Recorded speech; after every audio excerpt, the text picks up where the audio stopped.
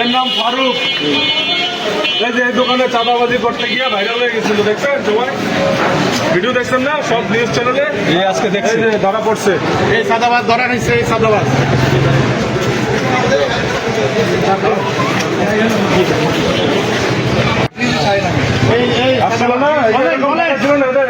কি করছে বলেন? বলেন আমার কাছে 2 লাখ টাকা চাইছে,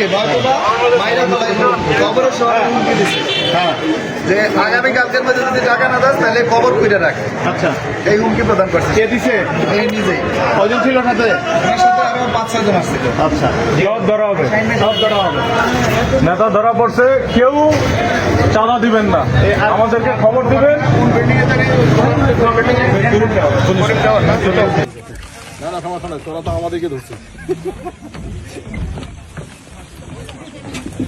কোনটা ওইখানে গেছে নাকি আল্লাহ